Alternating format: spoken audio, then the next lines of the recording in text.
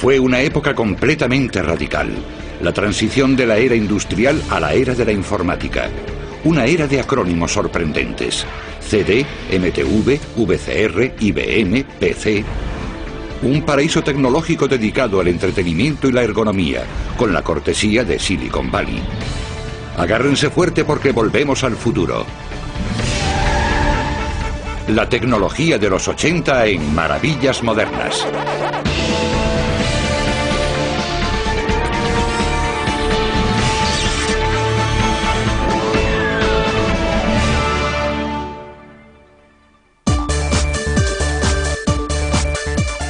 Fue una década que cambió nuestro mundo de muchas maneras.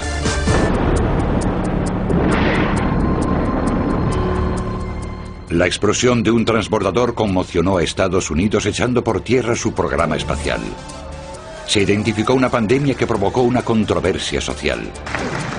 Mr. Gorbachev, tear down this wall.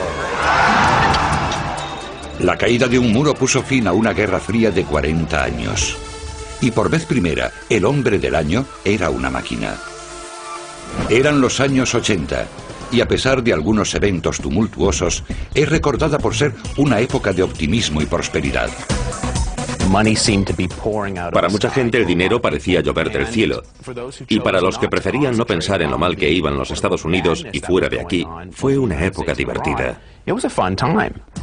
Yuppies, hackers y chicas de Bali crearon un nuevo lenguaje y una nueva moda, además de la cultura consumista que por supuesto venía detrás. Los 80 nació del concepto de los 70 de vamos, vamos, vamos. Fue una época de hiperactividad compulsiva. Había una enorme cantidad de productos en el mercado y la gente no dejaba de comprar, comprar y comprar. En el fondo, todos estos artículos tenían una cosa en común, algo muy pequeño que encogía cada vez más: el circuito integrado o microchip, o sencillamente, el chip. Cualquier cosa con la que los humanos pudieran interactuar podía contener un microprocesador y podía llegar a ser, al menos en alguna medida, inteligente. Por tanto, en los 80, ese proceso fue posible y ubicuo, porque los chips se abarataron muchísimo. Vamos a rebobinar como aprendimos en los 80. ¿Qué es exactamente un chip?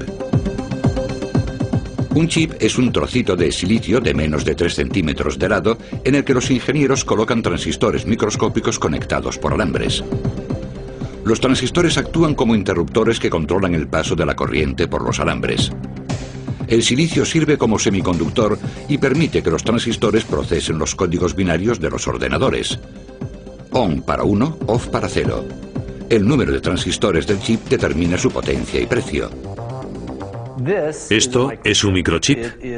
Es un procesador C80 muy corriente en los 80. Llevaba 10.000 transistores. Para entender lo revolucionario que era, observen esta placa base. Esto era lo que utilizábamos antes de que existieran los microchips. Cada una de estas piezas es un transistor. Lo que se hizo fue coger estos transistores grandes e integrarlos en un trocito diminuto de silicio. A partir de ahí, la fabricación en masa de miles y miles abarató muchísimo su precio. Esto es un wafer, una oblea de silicio de 30 centímetros. Si lo mira detenidamente verá que hay muchos cuadraditos sobre el wafer. Cada uno de ellos es un circuito totalmente integrado. El coste de la producción de un wafer es invariable. En 1965 solo se podían colocar 10, 15 o 20 componentes en un trozo de silicio. Actualmente caben miles de millones de transistores en un solo trozo de silicio. La rapidez de la innovación fue pronosticada por la ley de Moore. Acuñada por uno de los fundadores de Intel, la ley de Moore sostiene que la complejidad de los circuitos integrados se duplicará cada 18 meses aproximadamente en relación al coste de sus componentes. Por tanto, el rendimiento se duplica mientras el precio permanece estable. Lo mágico de la ley de Moore era que se programaba con cierta periodicidad, de modo que la persona que intentara innovar primero preguntaba cuándo podría estar en el mercado su producto. Si le respondían que en 2 años y medio, preguntaba qué capacidades tendría el chip de silicio dentro de 2 años y medio. Entonces diseñaban su producto nuevo en base a eso, en lugar de hacer innovaciones para lo que existía en ese momento. Estamos en el exterior del cuartel general de Robert Noyce, el edificio de la corporación Intel. Intel fue fundada en 1968 por Robert Noyce, Gordon Moore y Andrew Grove. Empezaron con la fabricación de productos de memoria y sobre la marcha desarrollaron un producto llamado microprocesador. Con el tiempo, el microprocesador se convirtió en el producto más importante de Intel. Los primeros ordenadores empezaron a llegar a las tiendas a finales de los 70. En 1981, el chip 8088 de Intel, que contenía 29.000 transistores, era lo más importante de un invento que cambiaría para siempre la interacción de los hombres con la tecnología en sus empresas. Fue el PC de IBM. Teníamos el PRS-80, el Commodore PET y el Apple II, que eran muy populares en los colegios de secundaria y los institutos, pero apenas consiguieron entrar en las empresas. A la gente le costaba mucho tomar en serio los primeros ordenadores. No lo hicieron hasta que llegó el PC de IBM, entonces la gente empezó a pensar que los ordenadores eran algo más que un juguete. Como lleva las siglas mágicas, IBM debe tener algo que ver con los negocios. IBM no frivoliza. Los ordenadores personales y los microprocesadores que necesitaban para su funcionamiento dieron vida a una industria gigante, una industria que ya tenía un hogar. Estaba ubicado en una zona llamada Silicon Valley. Silicon, silicio, por el semiconductor que hacía que el chip funcionase, y Valley por estar ubicada en el Valle de Santa Clara, en el norte de California. Nuevas empresas de tecnología se instalaron junto a otras ya establecidas, y juntas maduraron en los años 80 sobre una superficie de 80 kilómetros cuadrados. Hewlett Packard, 1930. Fairchild Semiconductor, 1957. Intel, 1968. Xerox, 1970. Apple, 1976. Adobe, 1982. Sun, 1982. Y Cisco, 1984. Hoy, Silicon Valley puede presumir de albergar más millonarios per cápita que cualquier otra zona de los Estados Unidos, y casi la mitad de sus habitantes tienen estudios superiores. Hoy en día, Silicon Valley es considerado más que una simple zona geográfica. Es además una mentalidad que se manifiesta en un estilo de vida, una ética profesional y un intercambio de ideas. En los 80 estaba empezando el verdadero boom de Silicon Valley. En aquellos años había un ambiente muy homogéneo. Todos trabajaban con tecnología, hablaban de tecnología y estaban dispuestos a cambiar el mundo. Era como la fiebre del oro de 1849, pero en los 80. Venía gente de todas partes del mundo, ya fuera de Pakistán o Peoria. Todos venían a Silicon Valley para probar su suerte. Y muchos lo consiguieron. En particular un joven de la localidad llamado Steve Wozniak. Steve Wozniak es uno de mis héroes porque sus comienzos fueron literalmente en su garaje. Construyó algo y convirtió ese algo en una empresa. En aquella época no había nada igual. Era un ordenador completo. Puede que primitivo, pero era completo. Steve Wozniak también escribió gran parte del software que lo acompañaba. Por tanto, él era un diseñador de hardware. Sabía resolver enigmas, desarrollaba software, era un tipo increíblemente superdotado y consiguió poner en marcha todo el entramado empresarial de Apple.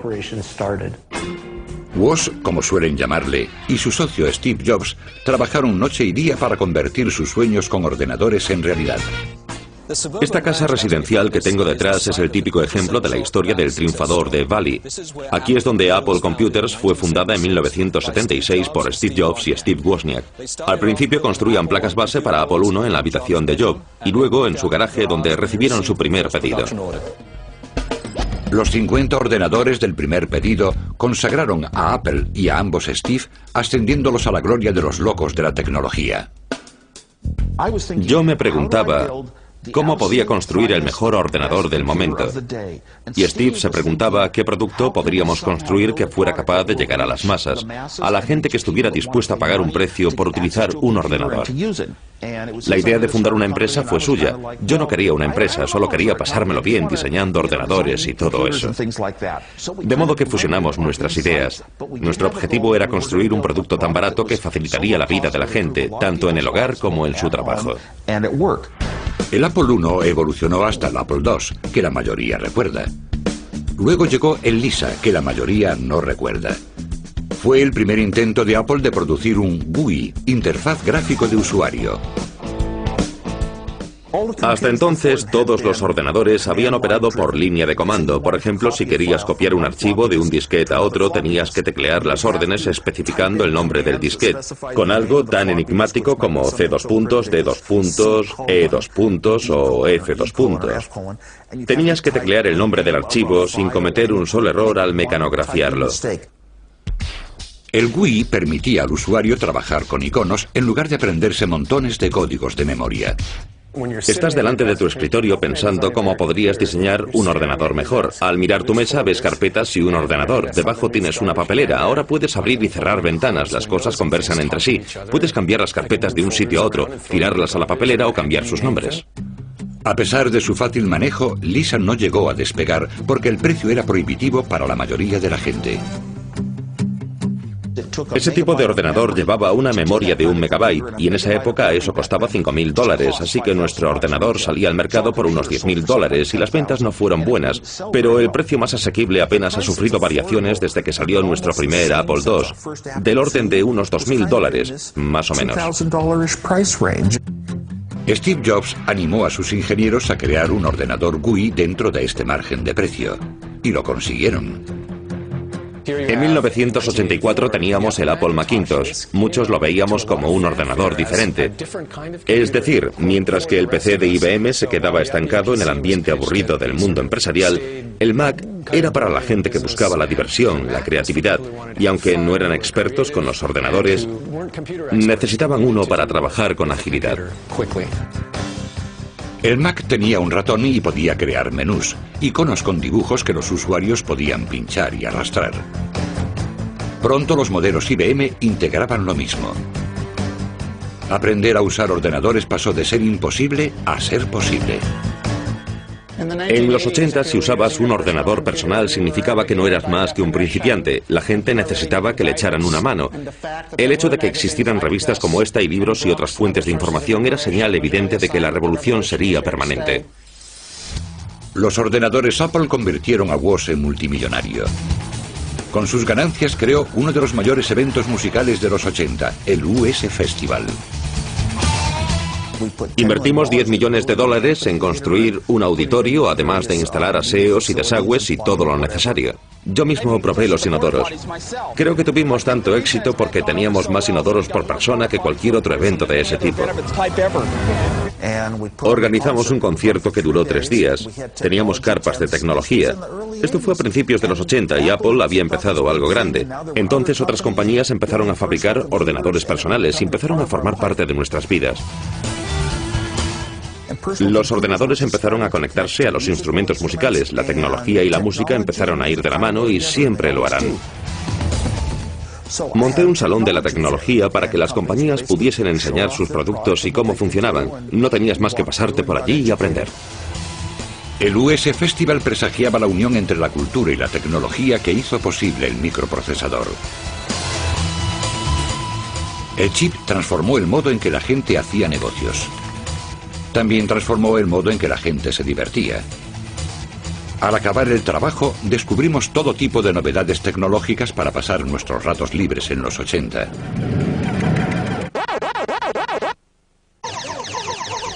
Si usted tuvo la suerte de ser un niño en los 80, tal vez recuerde haberse gastado la paga en esos nirvanas virtuales llamados salones recreativos, cuyos únicos límites eran su imaginación y su bolsillo.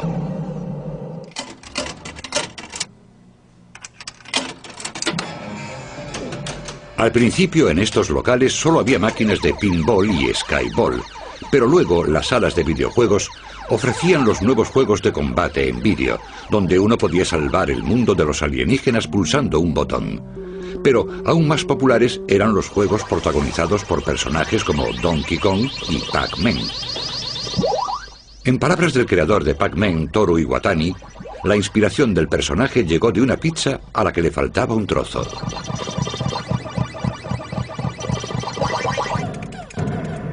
Si añora los juegos de antaño, en la sala de videojuegos antiguos de Glendale, California, podrá volver a su niñez jugando con uno de los juegos allí recuperados. La mayoría de nuestros clientes habían jugado con estos juegos cuando eran chavales. Algunos son coleccionistas, los hay famosos. Tenemos la mayoría de los productos de software de los videojuegos de los 80, como Miss Pac-Man, Galaga, Defender, Asteroids y Donkey Kong. Si no los tenemos, lo buscamos. Revisamos todo completamente y renovamos los paneles de control. Los vidrios de los monitores y los marcadores son nuevos. Pintamos el exterior de las máquinas de pinball. Muchas veces hacemos dibujos nuevos y colocamos monitores nuevos. Por supuesto, Jim comprueba cada juego antes de que sea enviado al cliente.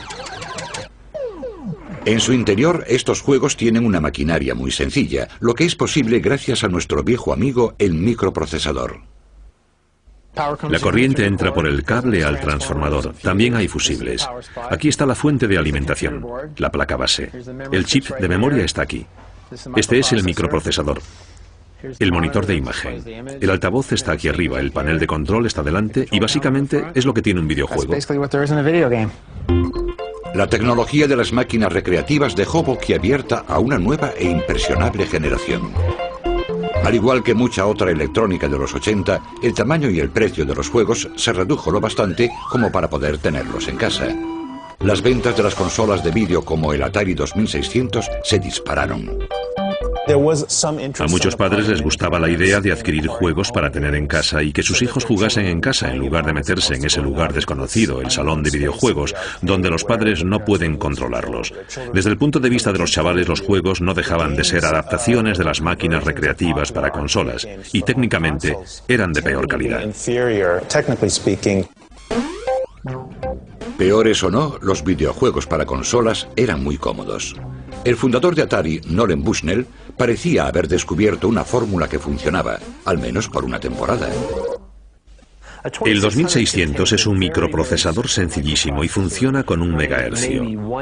Su naturaleza tan primitiva solo le permitía funcionar con juegos bidimensionales, con pocos colores y unos cuantos objetos pequeñitos que se movían por la pantalla.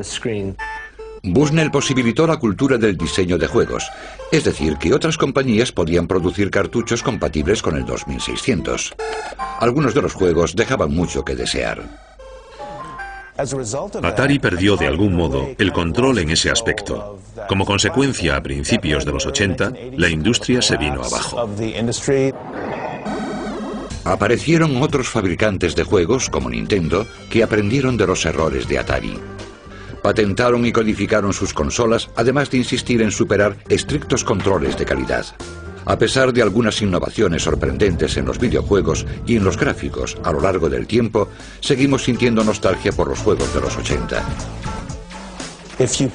Si hacemos un sondeo entre los universitarios de hoy, más del 50% han jugado y siguen jugando hoy con un Atari 2600.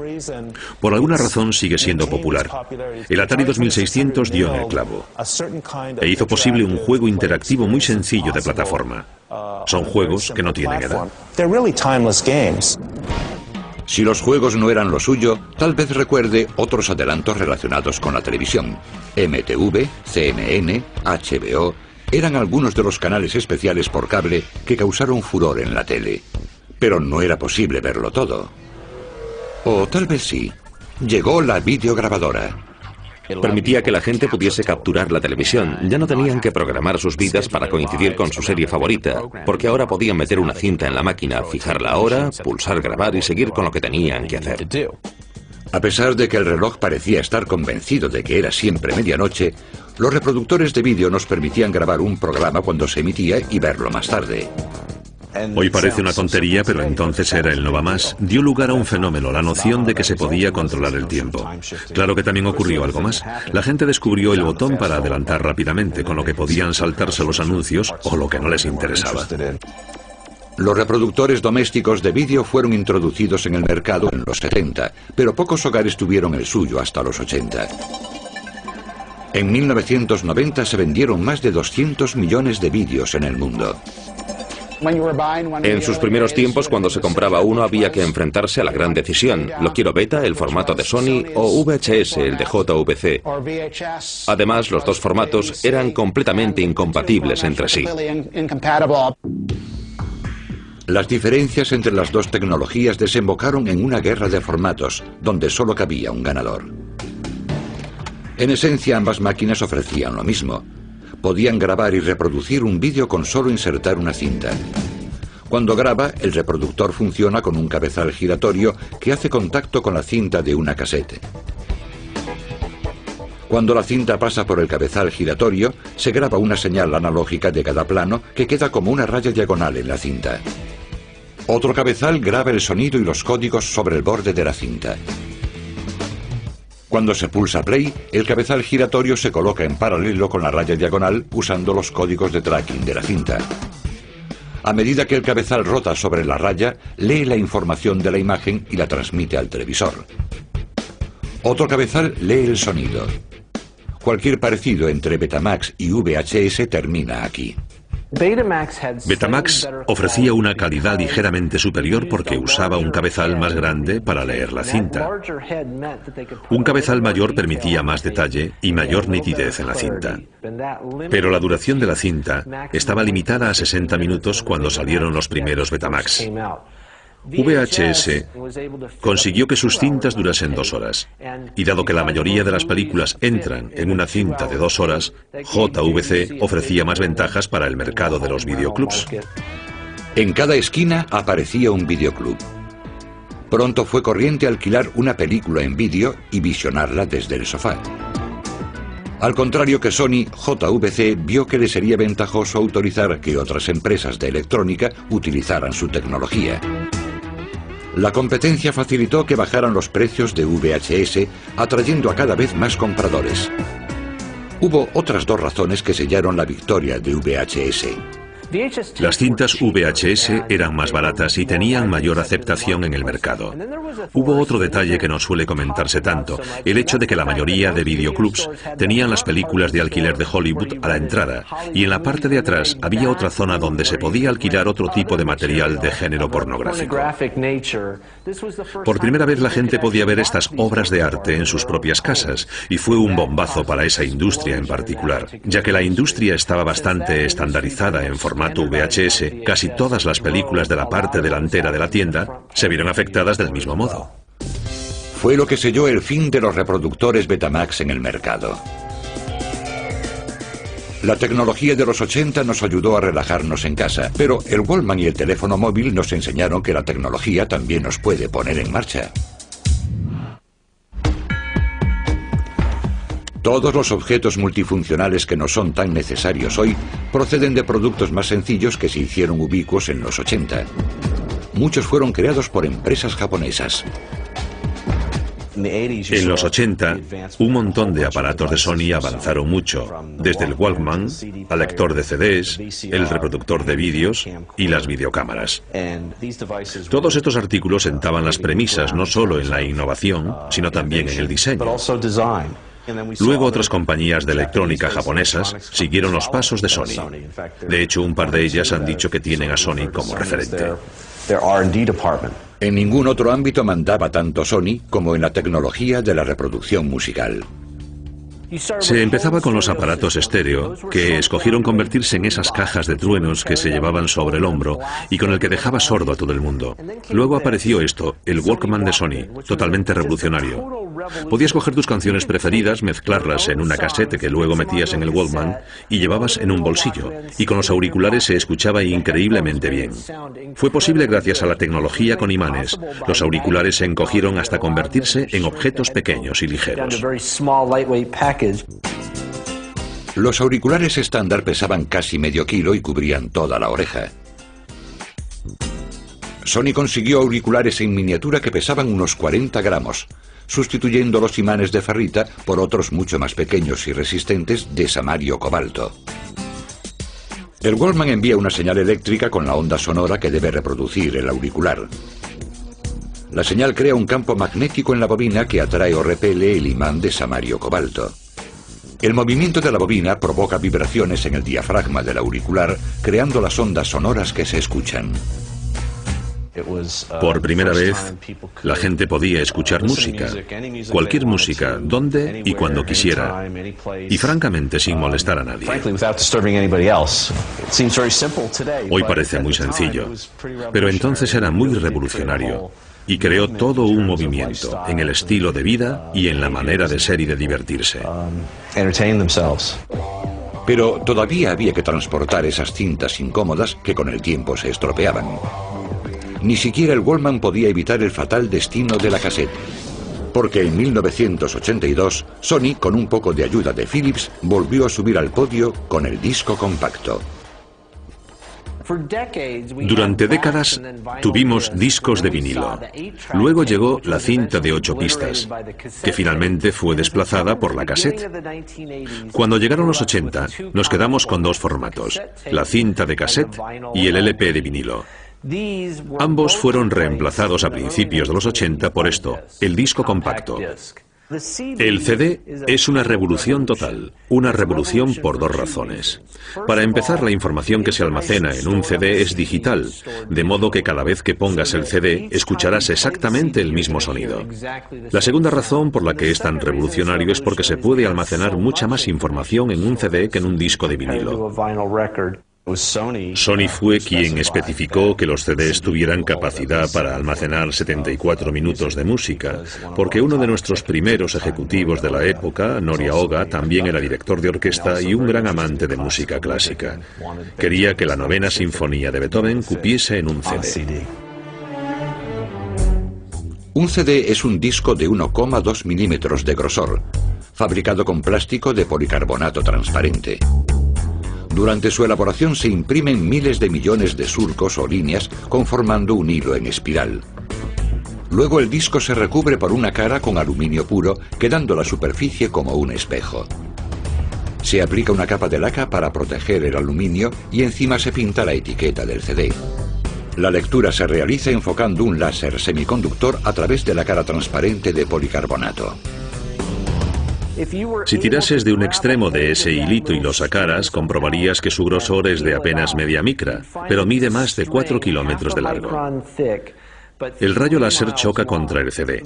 Allí se encuentra con un par de cosas en la superficie. Por una parte puede encontrarse con el espejo, por lo que se reflejará con nitidez. Y por otra se encontrará con una de las líneas de información y entonces se difundirá cuando se refleje. El lector de CDs es capaz de diferenciar entre el espejo y las líneas de información. Y a partir de ahí, decidirá cuál de esas partes tiene la información impresa sobre la superficie del CD. Claro que había que tener un lector de CDs. El CD P101 de Sony salió al mercado en 1982. La clave era convencer a los consumidores de que tenían que volver a comprar toda su música en el nuevo formato. A medida que la gente empezaba a escuchar CDs, bien en las casas de sus amigos o en cualquier otro sitio, comprobaban la calidad de la música y el hecho asombroso de que conservaba para siempre su gran calidad. Tuvo una rápida aceptación. Además, después lanzamos nuestro Discman, una versión del Walkman para CDs, con lo cual el CD era un medio portátil para disfrutar de la música.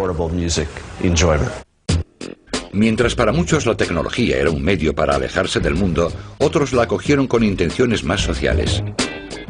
El primer teléfono portátil, el Dynatac 8000X de Motorola, nos demostró que podíamos mantenernos en contacto a la vez que en movimiento. Estaba el teléfono normal, luego estaba el teléfono del coche y entonces apareció el proyecto de teléfono móvil. Hoy nos puede parecer completamente cómico porque era gigantesco, pesaba 1 kilo, pero esta cosa en aquella época era posiblemente el objeto más chulo que se podía tener. Costaba unos $4.000 y cada llamada $1 o $2 por minuto. No tenía cable, que era lo más importante. Al igual que los móviles modernos, el ladrillo era básicamente una radio sofisticada. Cuando usted marca un número, su teléfono envía un mensaje por ondas de radio a una antena de telefonía móvil de las proximidades. La antena recoge la llamada con dos frecuencias, una para su voz y otra para la voz de la persona con quien usted quiere hablar. Este sistema de radio puede retransmitir usando cientos de frecuencias diferentes, por tanto cada antena puede manejar decenas de llamadas a la vez sin que haya interferencias entre ellas. Si un teléfono está en movimiento, su señal viaja de una antena a la siguiente. Con el tiempo, los móviles pasaron de usar señales analógicas a digitales. Y como todo lo demás, se hicieron más pequeños, más rápidos y por suerte más baratos. De ahí la frase favorita de los 80, ¿a quién vas a llamar? La tecnología de bolsillo se había instalado entre nosotros. Proliferó en el ámbito del ocio y la comunicación, pero ¿no tenía ninguna pega? Cuanta más tecnología tengamos, más nos acostumbramos a usarla, nos enchufamos más a nuestros iPod, hablamos más por el móvil, tal vez tengamos cada vez menos contacto real en nuestras vidas a cambio de cada vez más mediadores de la realidad, nuestros dispositivos electrónicos. Los 80 consiguieron digitalizarnos, engancharnos y espabilarnos. Con tantos juguetitos, ahora nos hacía falta un cochazo para transportarlos. En 1981, un vehículo profético nos abrió la puerta hacia el futuro.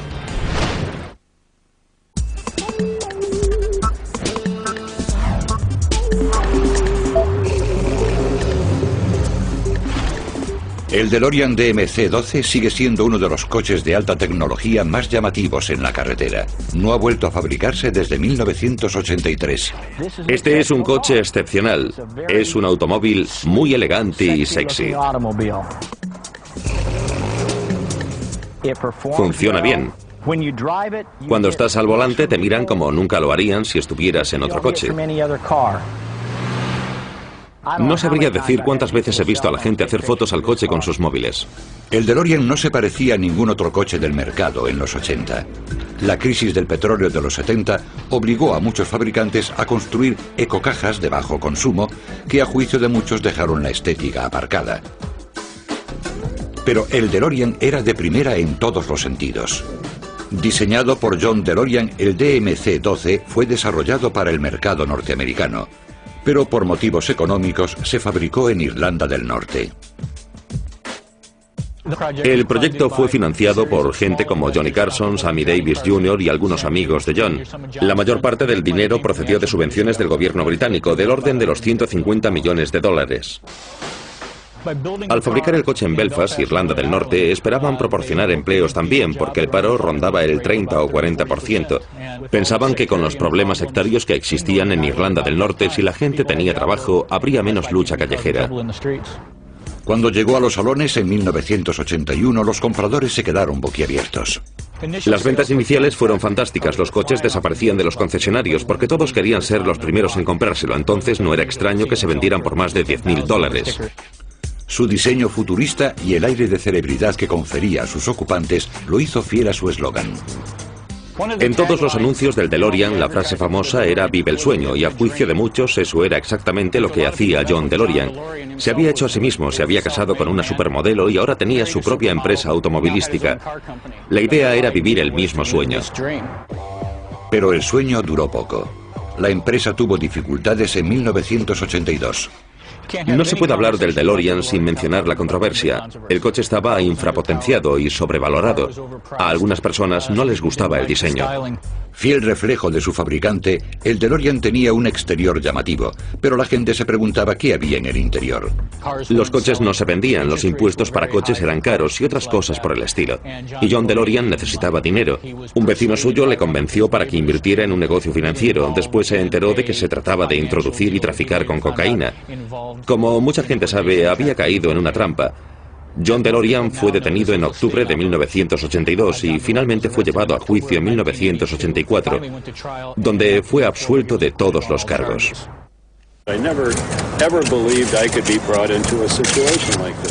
Por supuesto, cuando a uno le arrestan sale en primera plana, pero luego cuando le declaran inocente salen páginas interiores. Aún hoy es el día que me preguntan si John DeLorean sigue en la cárcel. No saben que nunca estuvo allí. 2,000 pounds, a 2,000 bid 2,250, 250, 2,5, a 2,5. Su empresa quebró en 1983. Sold at 6,250. Y aunque ya no se fabrican DeLorean en masa, no por ello deja de ser posible conseguir uno casi a estrenar. La compañía DeLorean de Houston, Texas, puede montar una de estas preciosidades de metal pesado con piezas no usadas. Podemos remanufacturar completamente un coche, quitamos todos sus componentes dejando solo el chasis y luego lo reconstruimos usando piezas nuevas. Por tanto, en realidad usted se llevará un coche de 25 años a estrenar. Estas piezas sin usar, como los motores, cajas de cambios, paneles exteriores y demás, fueron depositadas aquí por la fábrica cuando la producción se detuvo en 1983. También restauran DeLorean usados, devolviéndoles su resplandor original. No es nada raro que nos traigan un coche en un estado completamente ruinoso e inútil con el ánimo de que lo convirtamos en un coche como este. Restauramos el interior, reconstruimos el tren de transmisión y reparamos la carrocería, lo que haga falta para que el coche vuelva a estar tan bonito como en 1981. ¿Y la factura? Se calcula que por unos $25.000 tendrás un DeLorean bonito, fiable y duradero. Si compras uno por 15.000 tendrás que invertir 10 más, pero si lo compras por 25.000 ya está listo. Un coche usado en buen estado suele rondar algo más de $20.000. Pero si usted busca uno con piezas nuevas, prepárese para desembolsar unos $40.000. Incluso sin su carrocería, el DeLorean no se parece a la mayoría de los coches. Aquí tenemos el chasis de un DeLorean. En la parte de delante está el depósito de combustible, muy bien protegido de los impactos frontales y laterales. Está tan bien protegido que da una buena idea de las medidas de seguridad por las que era conocido John DeLorean. El chasis es único, de acero recubierto de resina epoxi para evitar la oxidación. Debajo del capó, en la parte posterior, está montado el motor, todo de aluminio, de 2,8 litros marca Peugeot-Renault. Actualmente existe un conjunto de componentes para mejorar el rendimiento, que incluye un tubo de escape, el diseño, doble catalizador y un silenciador nuevo. ¿Qué cuánto gasta? La inyección de combustible marca Bosch Cajetronic controla el caudal desde el depósito de combustible a la cámara de combustión a través de los inyectores. Muchos coches de finales de los 70, principios de los 80 llevaban carburadores. Este es uno de los primeros coches en usar inyectores. Encima del chasis está el suelo de fibra de vidrio, donde van unidos los paneles de acero inoxidable. A diferencia de la mayoría de los coches que llevan los paneles soldados, el DeLorean los lleva todos atornillados. Así que sustituir los paneles es muy sencillo. Se desenroscan, se enroscan y listo. Podemos asegurar que no se encontrará con demasiados coches de acero inoxidable en la carretera, porque este metal cuesta unas 5 veces más que el acero que se emplea en la mayoría de los coches. En cuanto acabe de admirar el exterior tan inusual, agarre la manilla y abra la puerta. Uno de los detalles únicos del DeLorean son sus puertas alas de gaviota que se abren hacia arriba. Solo necesitan 30 centímetros de espacio lateral, menos que un automóvil corriente. Funcionan por medio de una barra de torsión fabricada en acero inoxidable. Se sumerge en nitrógeno líquido a 350 grados bajo cero y se le realizan 10 torsiones, de modo que cuando finalmente se saca, está convertido en un muelle. Entonces se coloca en el coche. Este dispositivo es la barra que impide que la puerta se abra demasiado deprisa, a la vez que aguanta su peso cuando se cierra. El DeLorean era auténticamente único en su época, desde el concepto y el diseño hasta las controversias que rodearon a su creador. John DeLorean falleció a causa de una embolia en marzo de 2005, según testigos, mientras hacía bocetos para diseñar un coche nuevo. Pero su legado perdura. El coche más divertido de los 80 sigue vendiéndose como rosquillas. En los 80 todo lo radical estaba de moda, pero también desafiábamos a nuestra inteligencia con algunos acertijos y juegos. La tecnología de los 80 afectó casi cada detalle de nuestras vidas, nuestro trabajo y nuestros juegos.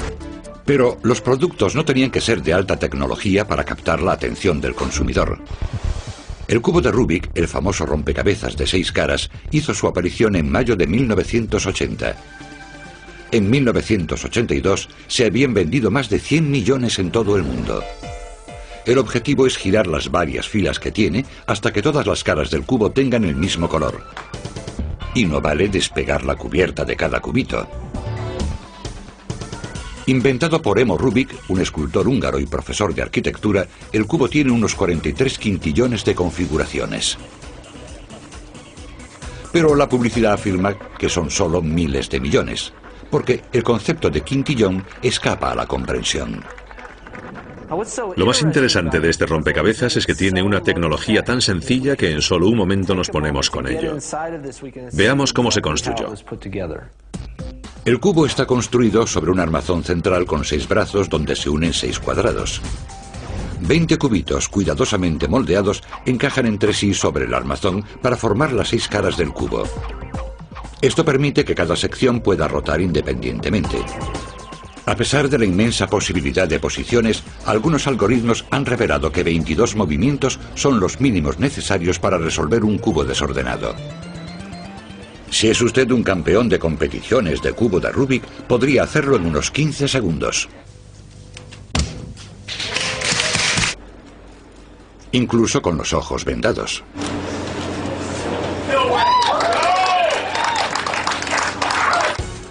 Hasta la fecha, las tiendas han vendido más cubos de Rubik y sus imitaciones que cualquier otro juguete del mundo.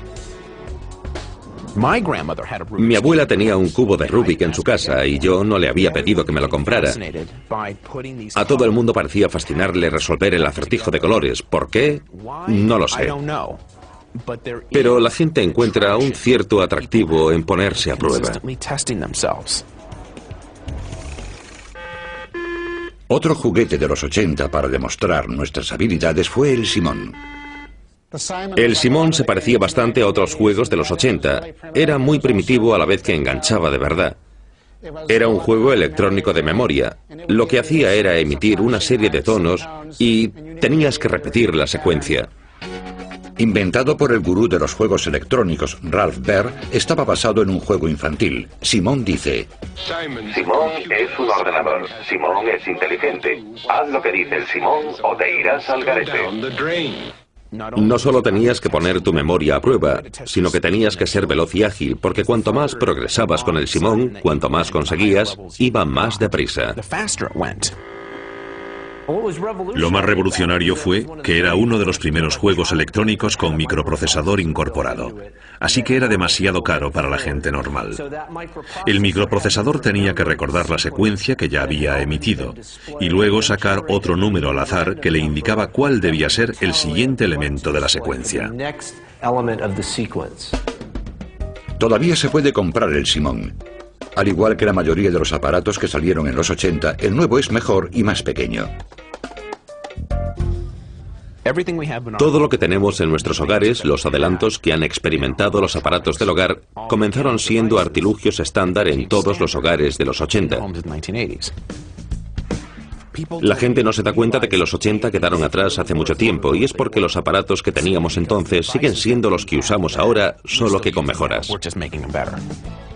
En diciembre de 2005, PC World publicó un artículo llamado Los mejores inventos de los últimos 50 años. Y es uno de los que ha tenido mayor éxito porque la gente siente mucho apego y nostalgia por los aparatos que han tenido. Y los que más les han gustado tuvieron muchísimo éxito en la década de los 80. Como el Simón, el número 38 de nuestra lista, que fue uno de los juguetes electrónicos más populares. O el teléfono móvil Motorola, que obtuvo el puesto 35 de la lista. El número 1 de toda la lista es el Walkman original de Sony, sobre todo porque fue el invento que empezó toda la revolución de la música personal. Los inventos que se hicieron populares en los 80 fueron el origen de muchas revoluciones. Y como las innovaciones en la ingeniería continúan y forman una simbiosis con la creciente capacidad de los ordenadores, ¿quién sabe en qué se transformarán esos aparatos? Sin duda nos dejarán atónitos.